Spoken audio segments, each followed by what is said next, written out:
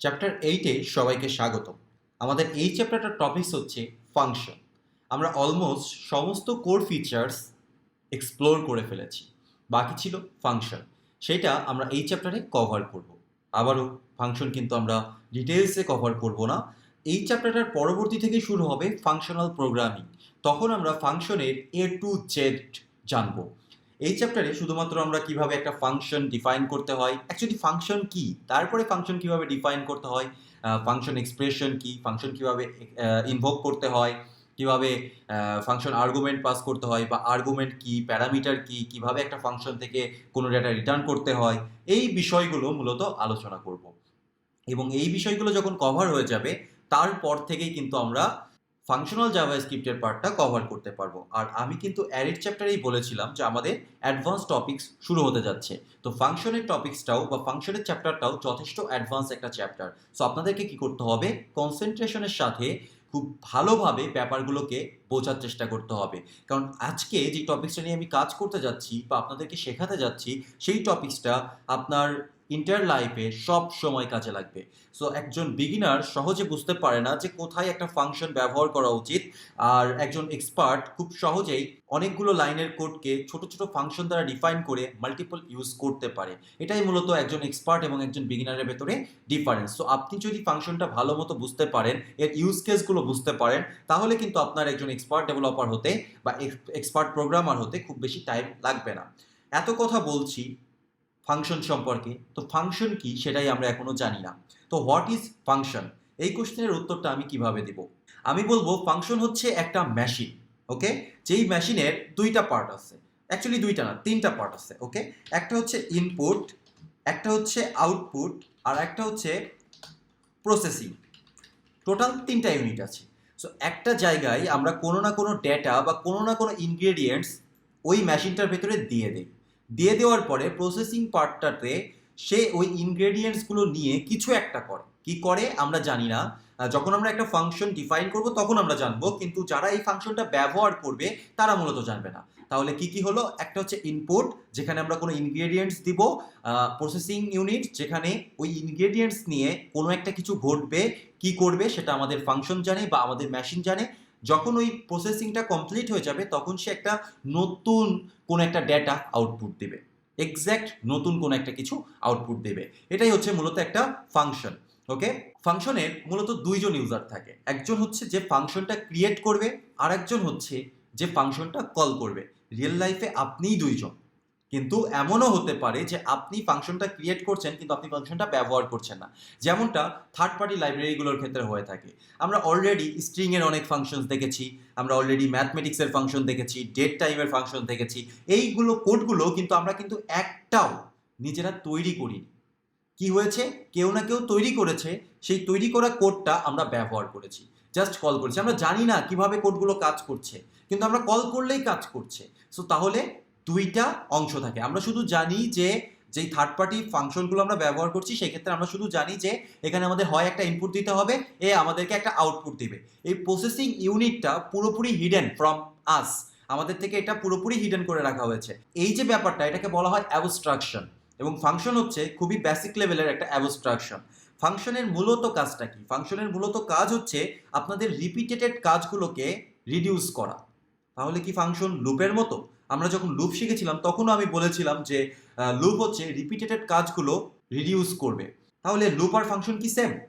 না, লুপ আর function same না। একটা লুপ একটা নির্দিষ্ট কাজ একটা নির্দিষ্ট সময় পর্যন্ত করতেই থাকবে। এটাই হচ্ছে লুপের বৈশিষ্ট্য।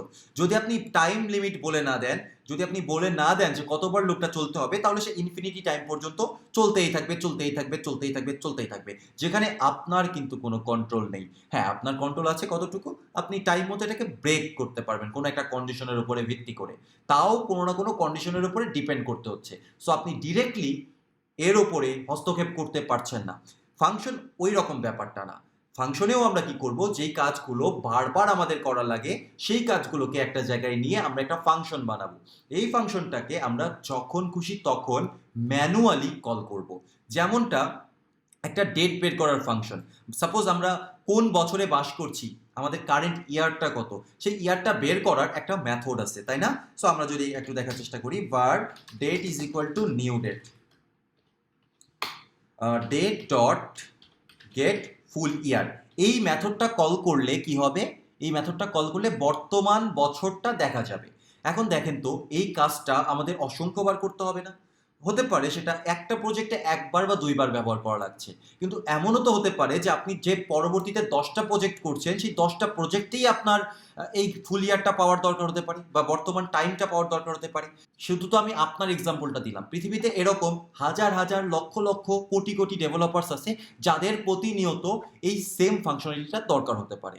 তো সেই ক্ষেত্রে কি করা হয়েছে, এই কোডটা অ্যাকচুয়ালি একটা ইউনিভার্সাল কোড, যেই কোডটা সবসময়ের জন্য কারেন্ট ইয়ার বা কারেন্ট ডেটের ডিটেলসটা দিবে। সো এই কোডটা একবার ইমপ্লিমেন্ট করা হয়েছে এবং একটা ফাংশনের ভেতরে ডিফাইন করে রাখা হয়েছে। যদি আপনার কাছে এই ফাংশনটা থাকে, তাহলে আপনাকে আর লজিক লিখতে হবে না ডেট বের করার, আপনি ডিরেক্টলি জাস্ট এই ফাংশনটা কল করবেন। এই ফাংশনটা কল করে বা এই ফাংশনটার সাহায্য নিয়ে খুব সহজেই ডেটটা দেখতে পাচ্ছেন। এটা হচ্ছে রিপিটেটেড কাজ। তো যেহেতু ডেট বের করা একটা রিপিটেটেড কাজ, যেহেতু বছরের পর বছর যতদিন আমরা কাজ করব, যতদিন আমরা প্রোগ্রামিং নিয়ে কাজ করব, কোনো সফটওয়্যার ডেভেলপ করব, ততদিন আমাদের কারেন্ট ডেটটা বা ইয়ারটা বা কোনো টাইমটা আমাদের দরকার পড়বে। তো এই কাজটাকে আমরা কি করেছি, একটা ফাংশনে, আমরা করিনি, যারা এই সফটওয়্যারটা বা জাভাস্ক্রিপ্টটা ডেভেলপ করেছে তারা অলরেডি একটা ফাংশনের ভেতরে এটা ডিফাইন করে রেখে দিয়েছে, যেন পরবর্তীতে যতবার খুশি ততবার আমরা এটা ব্যবহার করতে পারি। এই কারণে আমি বলছিলাম যে ফাংশন আমাদের রিপিটেটেড কাজগুলোকে রিডিউস করে, তবে কন্ট্রোলটা আমার হাতে। আপনি কিন্তু ইচ্ছা না করলে ডেট কল করবেন না, ইচ্ছা করলে ডেট কল করবেন। যেখানে খুশি সেখানে আপনি ডেট কল করতে পারছেন। তাহলে রিপিটেটেড কোডগুলো কোনো একটা জায়গায় আগে থেকে স্টোর করে রাখা আছে, জাস্ট আমি কপি পেস্ট করছি, ব্যাপারটা অনেকটা এরকম। ওকে, সো তাহলে প্রোগ্রামিংয়ের ভাষায়, আচ্ছা, এতক্ষণ তো আমরা ফাংশনের অনেক ইউজ কেস বুঝলাম, তো একটা ডেফিনেশনও দিয়েছি ফাংশনের ওপরে, যেটা বলেছি মেশিনের সাথে কম্পেয়ার করেছি। তাহলে অ্যাকচুয়ালি ফাংশন প্রোগ্রামিংয়ের ভাষায় কি দাঁড়ালো?